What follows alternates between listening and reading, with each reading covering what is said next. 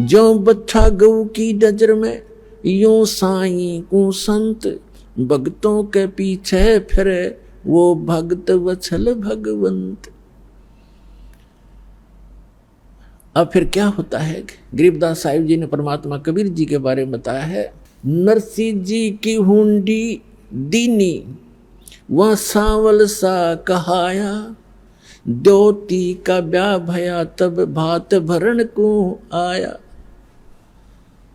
अपन आत्माओं देखो, वैसे तो हमारी रस्म रिवाज बहुत गलत हैं जो हमने बना रखी थी, अब इनको हम मिनिमाइज करेंगे। लेकिन सतयुग त्रेता द्वापर में परमात्मा ने कहा था कि बहुत ही कम हंस पार हो पाएंगे, और इस कलयुग में मैं धीरे धीरे जो समय फिक्स किया है इसी के दौरान सबको पार करूंगा, और पार होने की विधि उन्होंने बताई है, वो दास आपको बताता रहेगा। लेकिन आपको दास बार बार बताता है कि ये काल भगवान जो यहाँ का प्रभु स्वामी है किस ब्रह्मांड का, ये सरपुरुष है, इसको सरब्रह्म भी कहते हैं, इसको ब्रह्म भी कहने लग गए। ये काल है जो स्वरूपी निरंजन है, ब्रह्मा विष्णु महेश का पिता है, दुर्गा का पति है। ये चाहता है कि यहाँ के प्राणी परमात्मा से परिचित रहें, गलत साधनाएं करें, भगवान से इनकी आस्था हट जाए और ये नास्तिक हो जाए। जब ये नास्तिक हो जाएंगे तो सुनेंगे नहीं भगवान के लिए, और परमात्मा ने आना था 5500 वर्ष जब बीत जाएंगे, स्वयं ने आए तो दास भेज दिया वो ज्ञान कराने के लिए। तो इससे पहले उसकी नीति ये थी कि सबको ऐसा नास्तिक बना दूं ये भगवान से दूर हट जाए। और परमात्मा ये चाहते हैं कि इनमें इस कलयुग की पिछली पीढ़ी तक परमात्मा की आस्था चाह बनी रहे। आज तक हम देखो नरसिंह जी जैसे महापुरुष के उदाहरण आज तक गुणगान करते आए जितने भी प्रचारक थे, और जिस कारण से हमारी आस्था बनी रही कि भगवान ऐसा करता ही करता है। लेकिन ना उन प्रचारकों को कभी ऐसा हुआ, ना उनके उपासकों को कभी ऐसा हुआ, लेकिन उसके कारण हम डटे रहे कि भगवान ऐसा करता है, ऐसा हुआ है तभी तो गुणगान हो रहे हैं। अब क्या हुआ कि एक दिन उसकी लड़की का विवाह, लड़की ब्याह रखी थी, विवाह कर रखा था उसका, लड़की जवान होगी, उसका विवाह हुआ। उसके विवाह के लिए लड़की आ गई बात न्योतन, यानी अपने पिता, ऐसे रिवाज बना रखी अपन ने, तो ये रिवाजें अच्छी नहीं है, फिर भी भगवान ने दुखी होना पड़ा, उसके लिए भी बहुत कुछ करना पड़ा। अब उसकी लड़की आई और पिता से कहा, पिताजी आपकी ज्योति का विवाह है, इस दिन बात है, आप आइएगा। तब उसने कहा कि मैं निर्धन कंगाल बेटी, ना मेरे पास दाम धन नहीं, पर आऊंगा बेटी मैं सुमरूंगा राम। जैसा भी कंगाल हूं मैं तेरे द्वार पर अवश्य आऊंगा। लड़की चली गई। लड़की जैसे वहां प्रतिफल में कुछ दिया करते हैं, बेटी जावे भात नोच कर, कुछ नहीं दिया।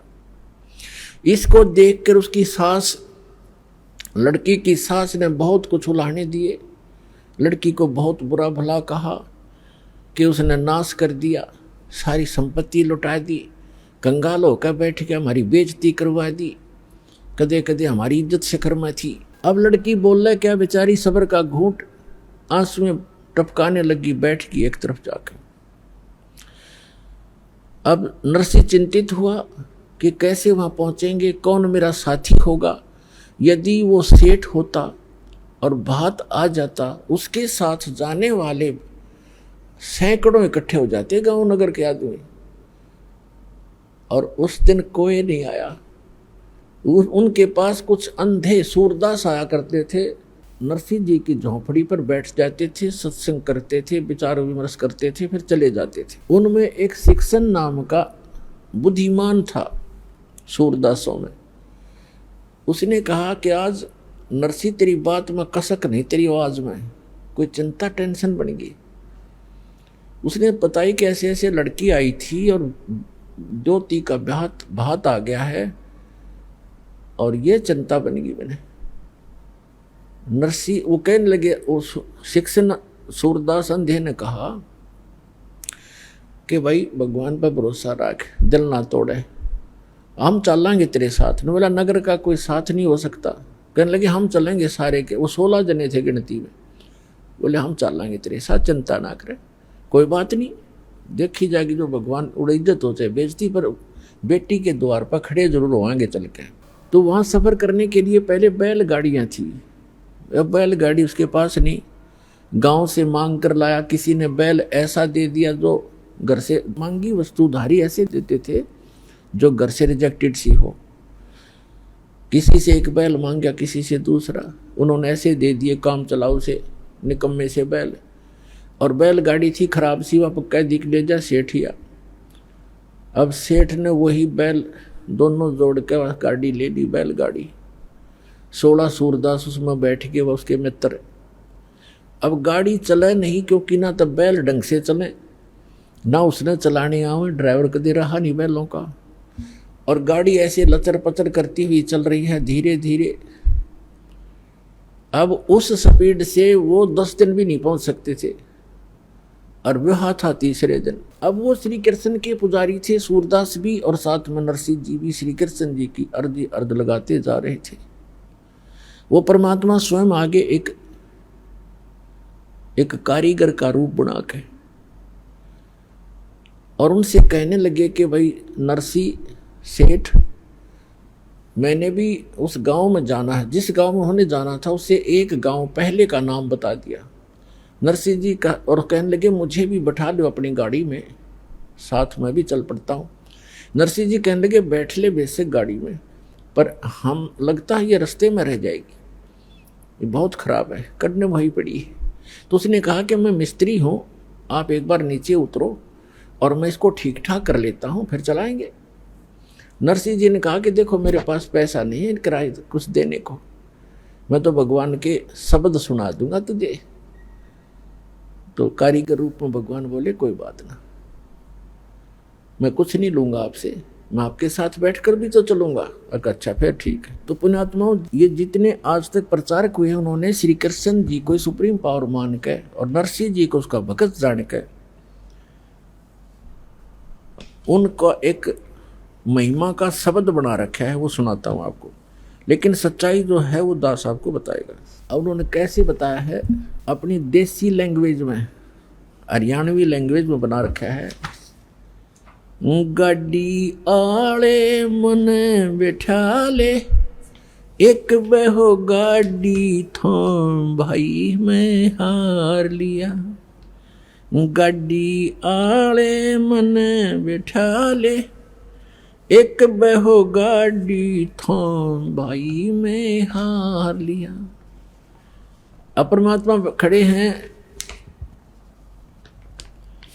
एक कारीगर के रूप में, सारे इंस्ट्रूमेंट औजार ले रखे, उपकरण, आरी भी, ऐसे काटने पीटने की बसोली सारे ले रखे हैं। और क्या कहते हैं, गाड़ी आले मने बैठा ले, एक बहो गाड़ी थाम भाई मैं हार लिया।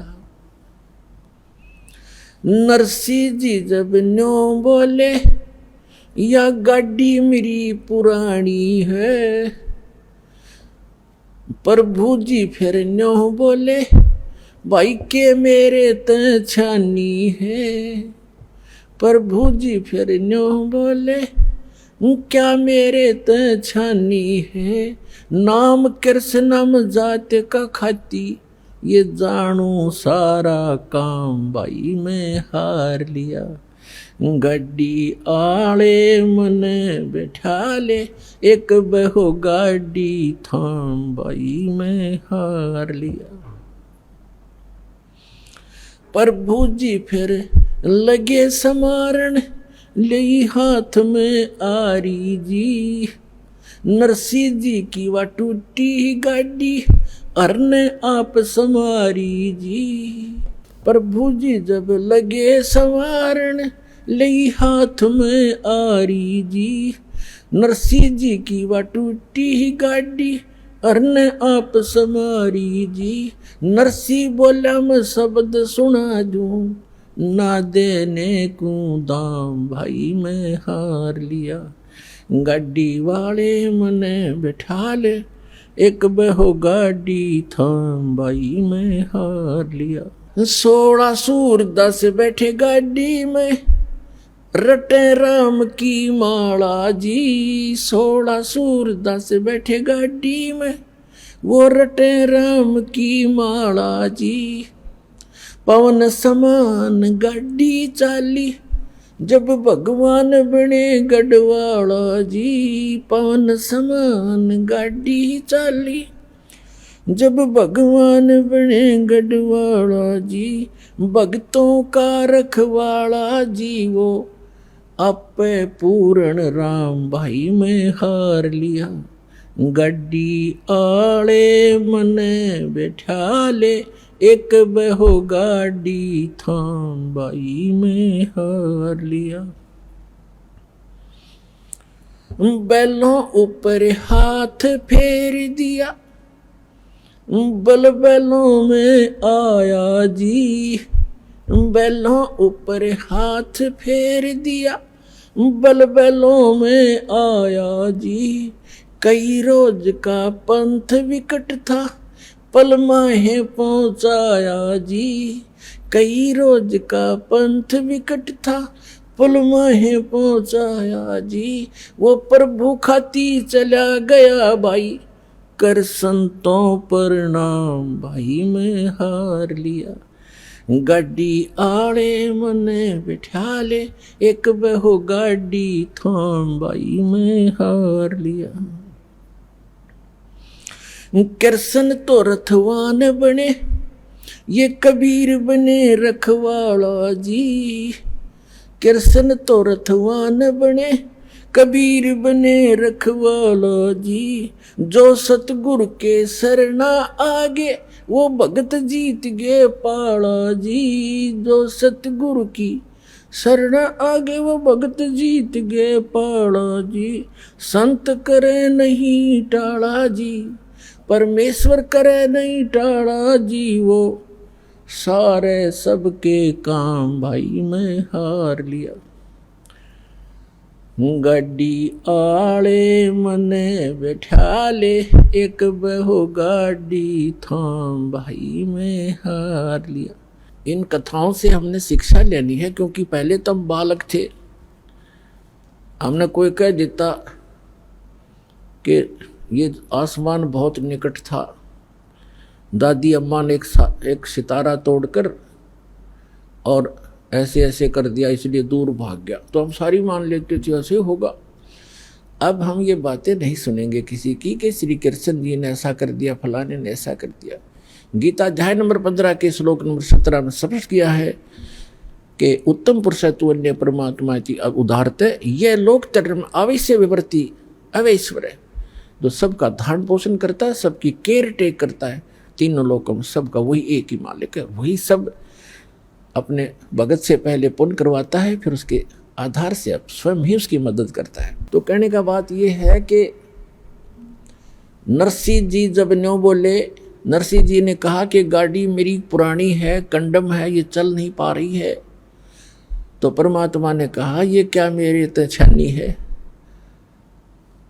अब तेरा दुख क्या मुझसे छुपा है, मुझे क्या बताना चाह रहा भक्त, मुझे पता है, इसलिए मैं आया हूँ। तो पुण्यात्माओं, जब हम भगवान पर आश्रित होंगे, पर हमारा इतनी हिम्मत रही को ना कि हम यहाँ तक सैक्रिफाइस कर सके, पर परमात्मा ने दूसरा तरीका अपना दिया कि तुम अपना लगे रहो, एक दिन अवश्य होगा। अब जैसे विश्वास करने के दो तरीके होते हैं, एक तो यूं मान ले कि जो सामने वाला कह रहा है यह बात सच्ची होगी,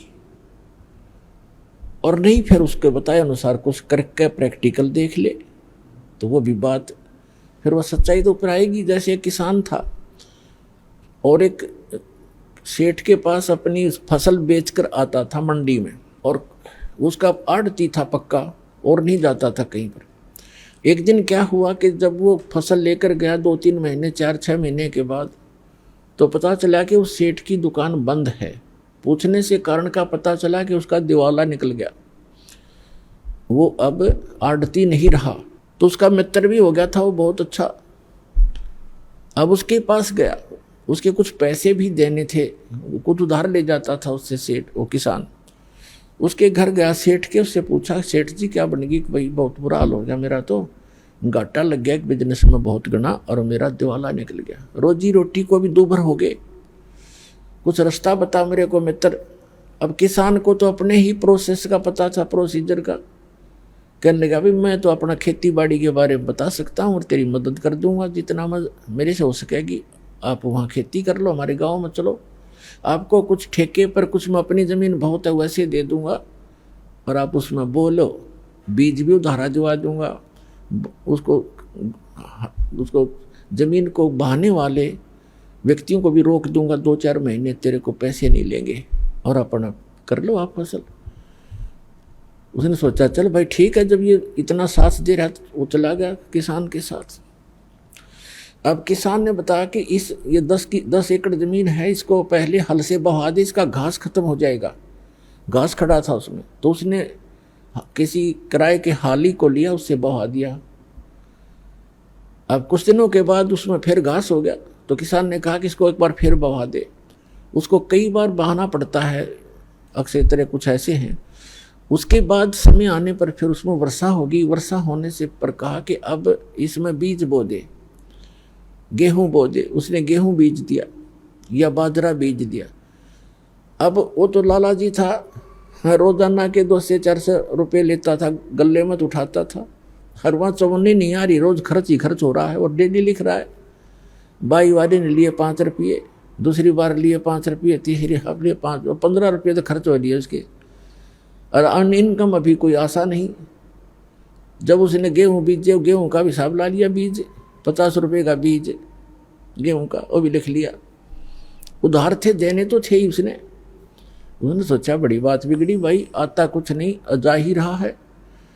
फिर देखा वो गेहूँ बोने के बाद क्या देखा, खेत में सारे में घास उग गया। उसको पता था नहीं प्रोसेस का, वो सारे में गेहूँ उग गए थे, सारा हरा भरा हो रहा, और वो माथे बात लाए बैठा। उसने ये सोचा था इसमें फिर घास जाम गया, मित्र कहेगा इसने फिर बवा दे। तो किसान भी घूमता फिरता चला गया देखने के लिए अपने मित्र की खेती, देखो कैसी लगी है, बहुत बढ़िया लगी थी। तो उसने पूछा भाई कैसे बैठा है सेठ जी, ऐसे क्यों चिंतित है? कहने लगा भाई मित्र मैं तो जाऊँ अपने घर में, क्या बोला फिर घास जाम गया, इसमें आप कहोगे फिर बवा दे, इसमें 5 रुपये फिर लगेंगे। तब वो हंसा उसका मित्र के नहीं ऐसी बात नहीं है, अब नहीं कहूँगा बहाने के लिए, अब तो ये फसल उगी तेरे, ये फसल है, गेहूं होंगे। अब उसका ना जच्चे, क्योंकि उसको पता नहीं था कि गेहूं भी बनेंगे कैसे, इसमें गेहूं तो मिट्टी में डाल दिए, सारे खराब हो गए। वो तो उनको देख रहा कि गेहूं तो खराब हो गए। अब कहने लगा तो विश्वास रख।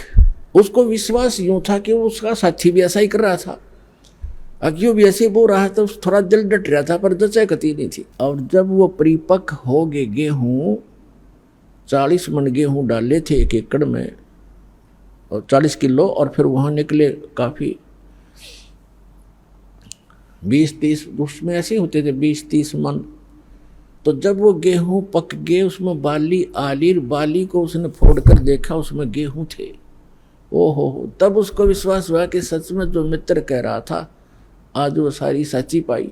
तो अपने आत्माओं, ऐसे ही ये जो ज्ञान है आप प्रथम बार सुन रहे हो, और इस भगवान के विषय में भी आप प्रथम बार सुन रहे हो बहुत से, क्योंकि प्रथम समझो, जिसने अब ज्ञान लिया, यहाँ से उपदेश लिया, वो प्रथम ही समझा जाता है। तो दास जो आपको बता रहा है, दास ने भी वही काम किया है जो आपको समझा रहा हूँ, बता रहा हूँ, और फिर आपके साथियों को भी ये लाभ हुए हैं। तो आप इनको देखकर और इस ज्ञान को आधार बनाकर ये करते रहना, एक दिन विश्वास आप पे हो जाएगा। तो इस प्रकार हम जो साधना किया करते थे वो गलत करते थे।